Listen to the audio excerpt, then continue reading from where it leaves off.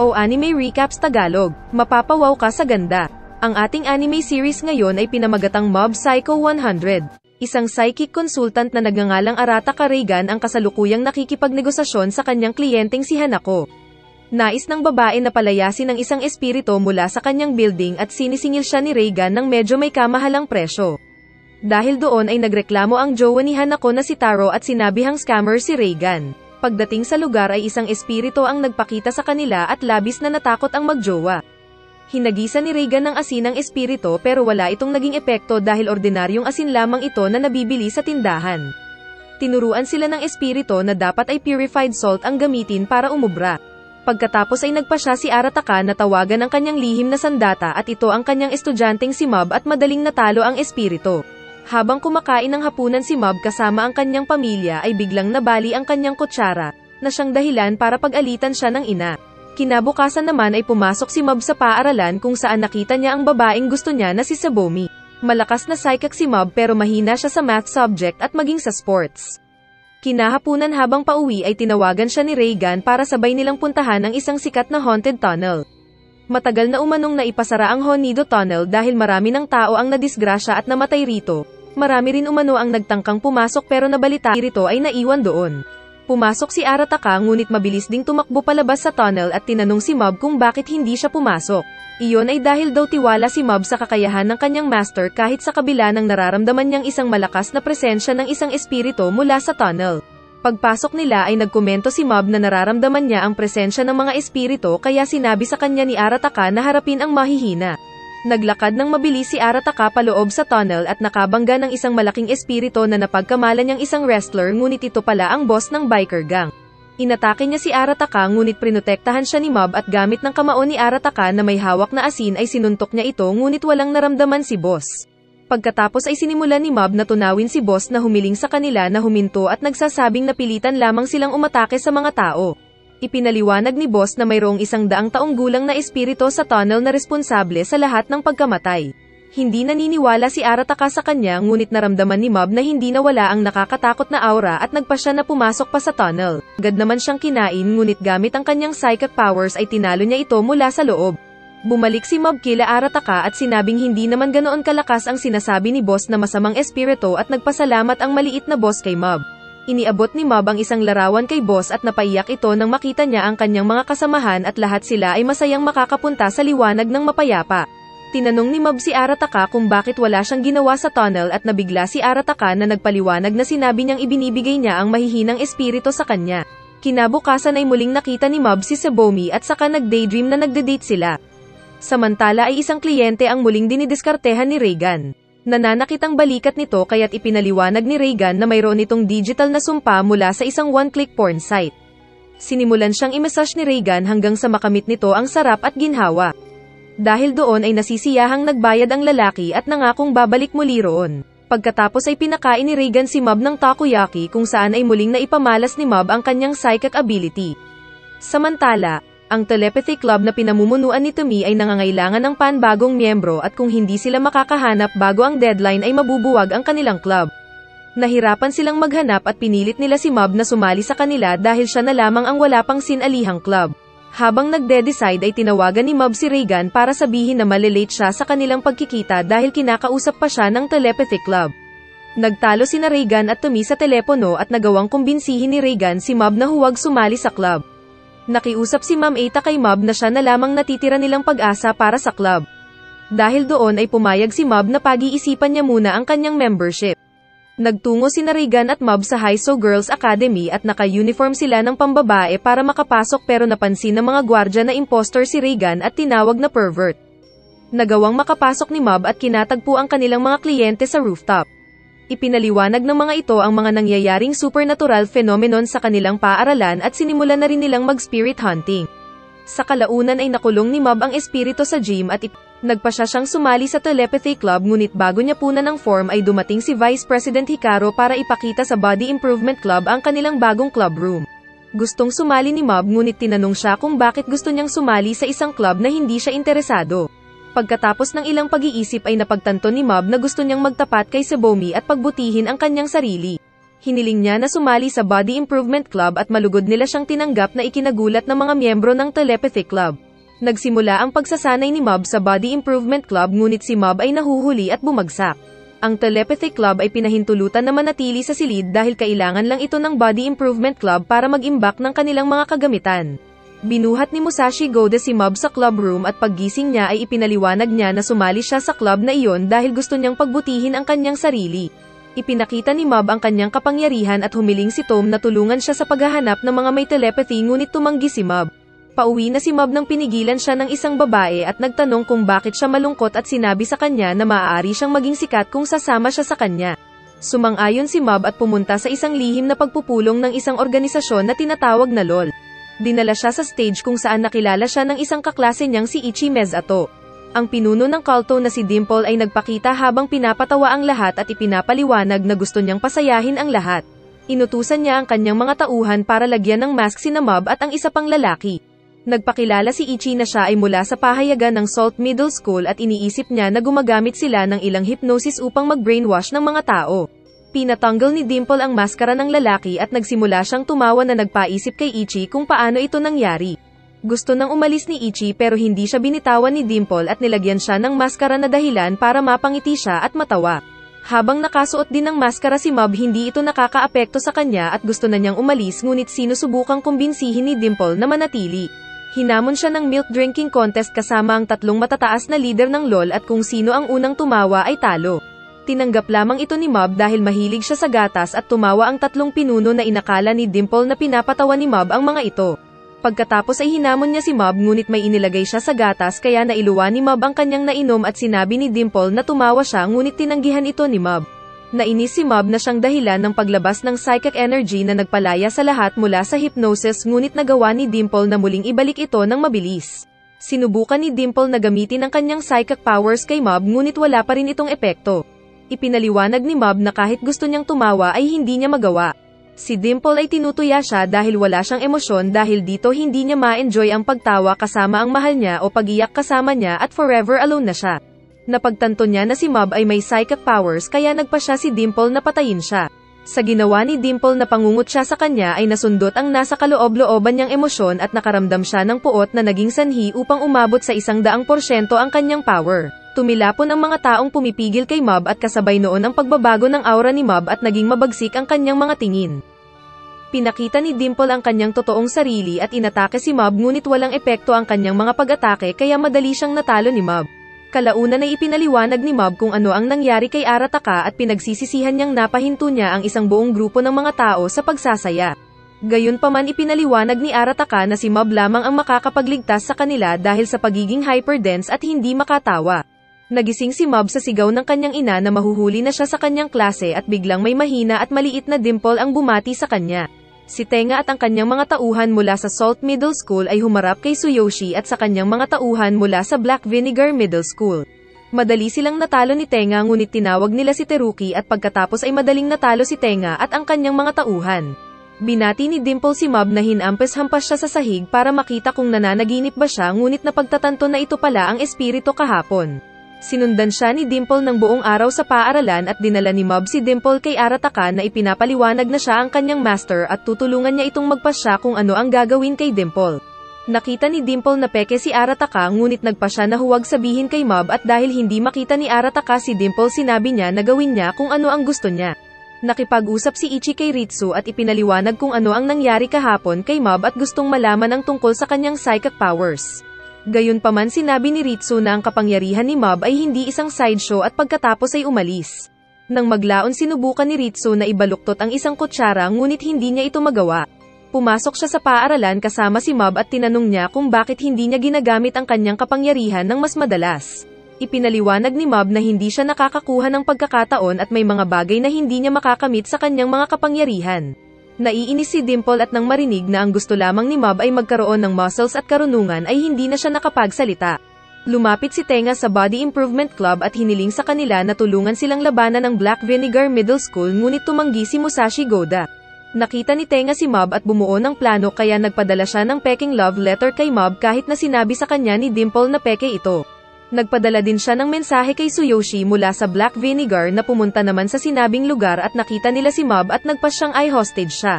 Ang Body Improvement Club ay nakakuha din ng mensahe tungkol sa pagiging hostage ni Mob. Pinuntahan nila ito at madali naman nilang natalo ang mga estudyante ng Black Vinegar. Nagpasya si Tsuyoshi na tawagan si Teruki na agad namang dumating. Nalaman niya ang plano ni Tenga at tinalo ang Body Improvement Club at si Tenga.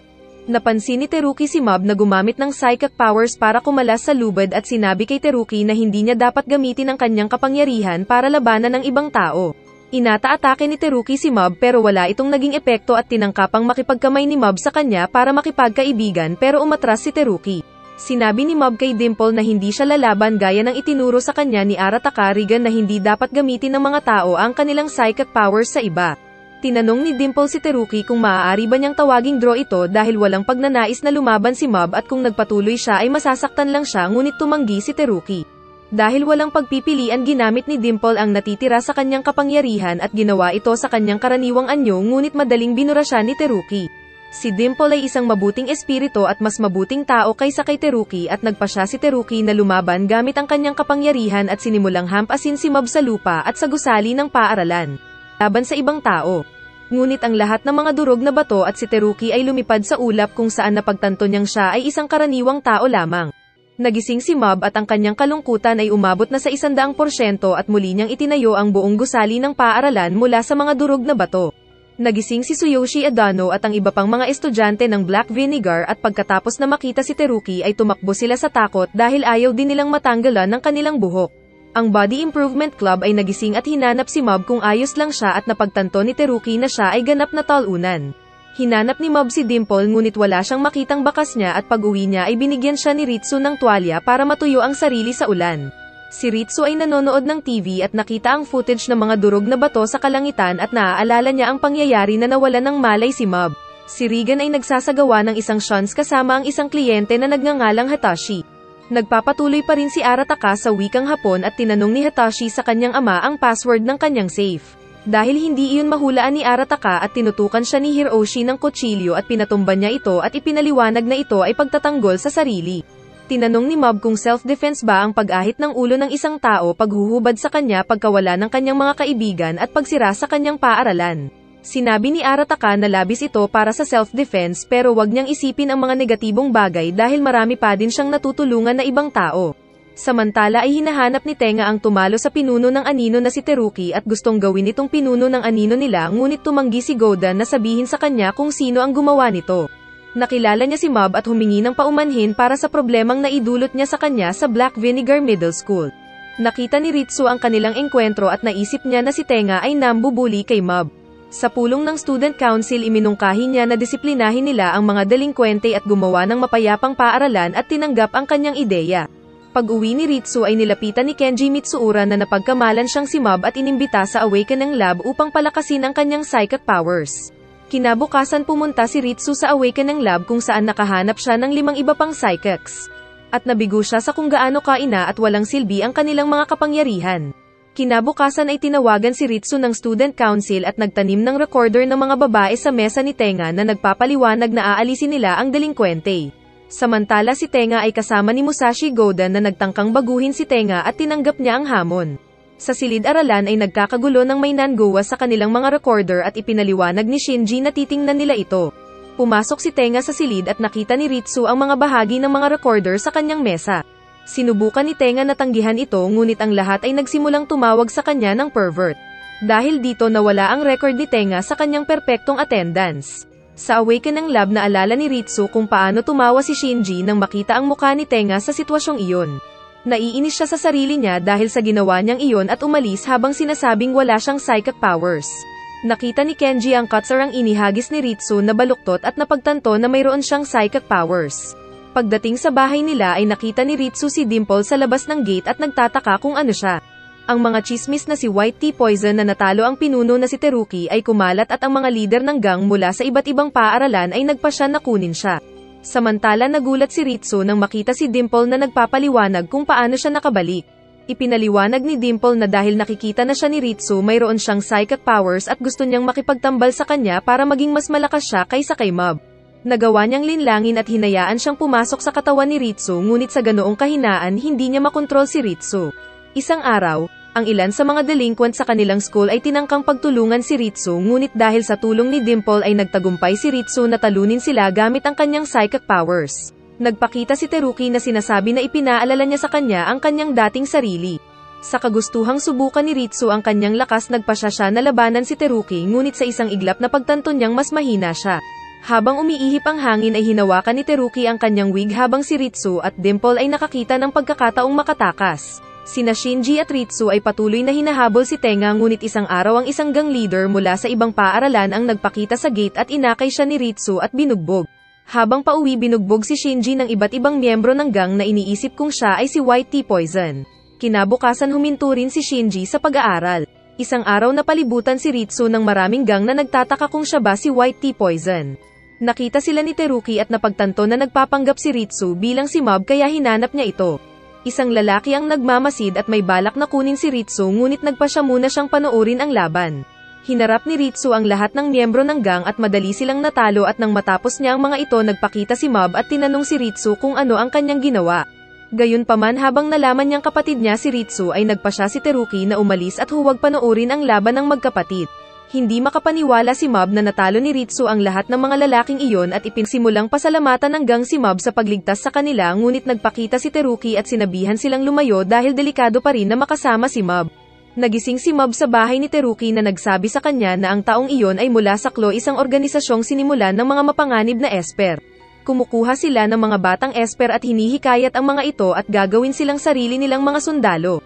Nagtataka sila kung bakit nila hinahabol si Ritsu at nahulaan ni Dimple na ito ay dahil sa Awakening Lab at malamang na nagleak ang impormasyon mula doon. Pagpunta nila doon at nakita nila na ang lugar na sinalakay at nahanap si Kenji Mitsuura. Napagtanto nilang inimbitahan niya si Shigeyo ngunit si Ritsu ay nagpanggap na si Mob at ang iba pang mga esper mula sa Awakening Lab ay kanidnap din. Pinangunahan ni Megumo at Yusuke si Ritsu at ang iba pang mga esper sa isang kagubatan patungo sa isang lihim na pasilidad. Nalaman ni Yusuke ang tungkol kay Mob at nainis siya kay Koyama dahil hindi nito isinamang kidnapin rin si Mob. Nasabi na lamang ni Koyama na naglaban sila ni Mob pero malakas ito at kaya lamang siya nakatakas ay dahil sa ginamitan niya ito ng spray. Division. Nag-alok si Teruki ng tulong kay Mob dahil may darating na miyembro ng Klo para sa kanila sa lalong madaling panahon at nagpakita si Terada. Ngunit hindi siya nakapaghanda ng mabuti at madali siyang nahuli ni Teruki at pinahirapan niya ito kaya inilabas ni Terada ang lahat na kailangan nilang malaman. Si Ritsu at ang iba pang mga esper ay nakikipag-usap kay Muto na sinusubukang kumbinsihin silang sumali sa Klo. Nang tumanggi sila ay kinuha niya ang isa sa kambal na si Keito at pinatay siya sa kabilang silid at ipinakita sa kanila ang kanyang katawan. Gustong tumakas ni Ritsu at ipinaliwanag ni Daichi na buhay si Keito at naniniwala siyang gumagamit si Muto ng ilang kakayahan sa hypnosis. Bumuo ng plano si Ritsu at nagawa niyang makalabas ng selda at pumunta sa blind spot ng camera habang tinatalo niya ang mga gwardya. Nagpatuloy sila upang hanapin si Keito gamit ang kakayahan ni Rei. Dinala ni Terada si Mob at Teruki sa kanilang base ngunit siya ay nakatakas at inatake niya sila. Inatake siya ni Teruki ngunit nahuli siya ni Terada gamit ang kanyang mga latigo.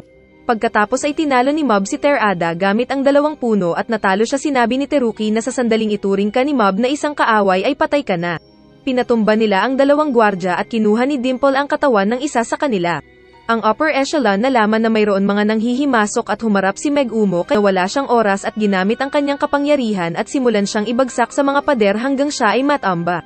Dahil hindi tumugon si Megumo na pagtanto ng mga miyembro ng upper echelon na kailangan nilang lumaban sa isang malakas na tao. Nahanap na nila Ritsu si Keito at lumabas para palayain siya ngunit nahuli sila.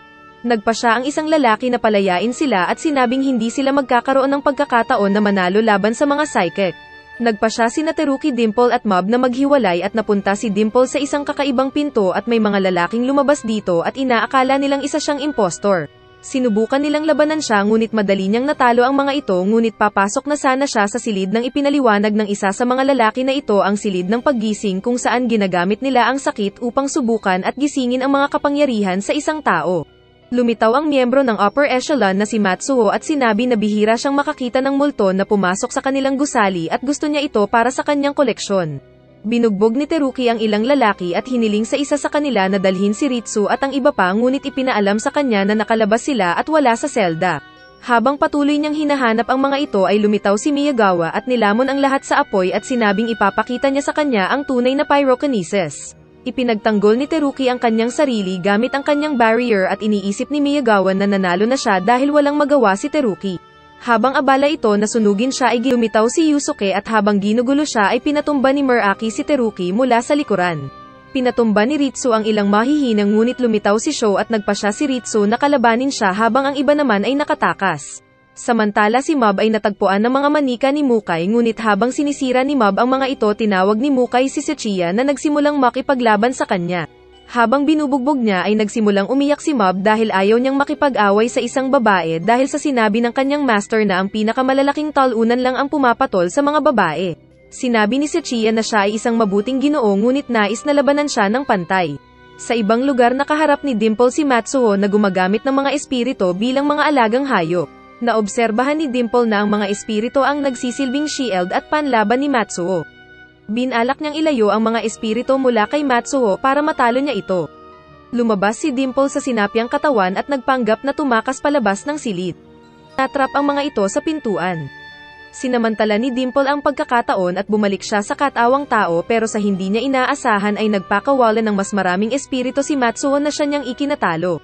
Samantala ay natalo si Chushiya kaya't ipinadala ni Ishiguro si Takeuchi para tapusin si Mob pero natalo rin ito.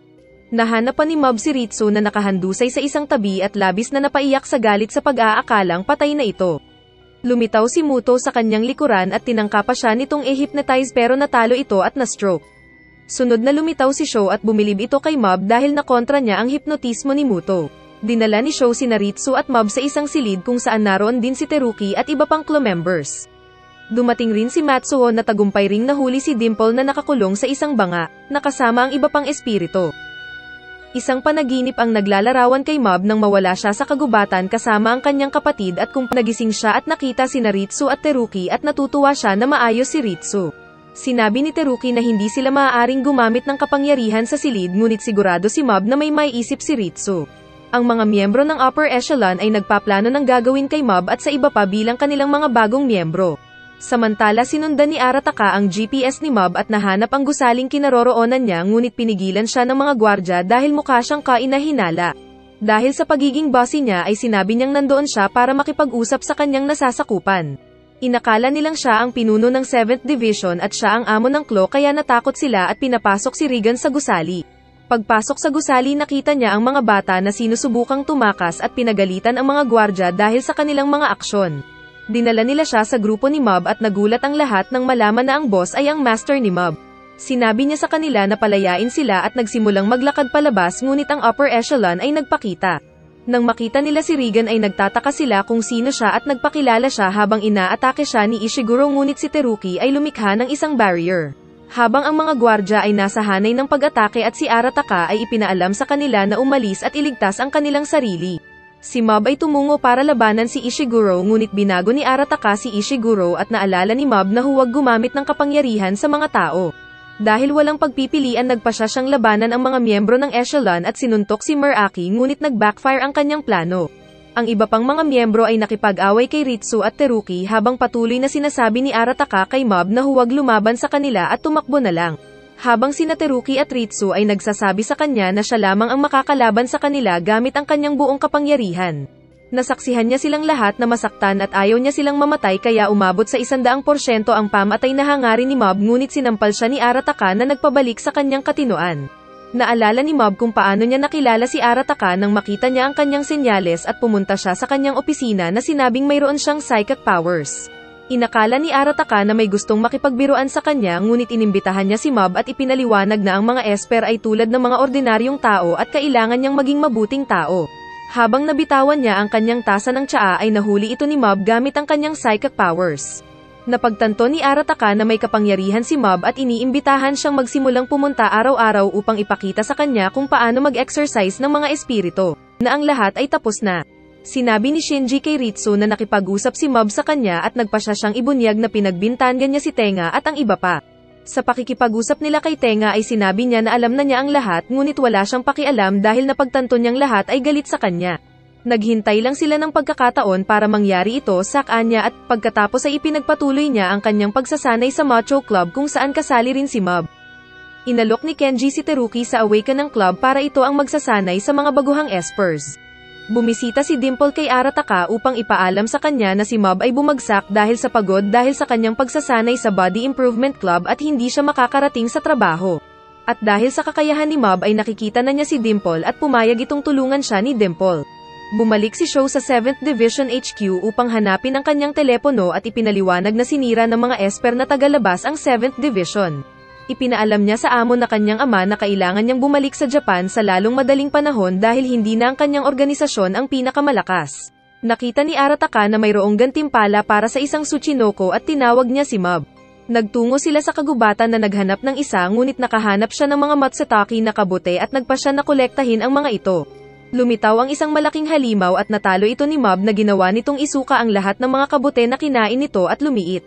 Masaya sa dami ng mga kabute na nakolekta at nagpa siya si Arataka na umalis na at sinasabi na ang Tsuchinoko ay hindi totoo nang hindi na pagtatanto na ang talunang halimaw ay isa sa mga ito.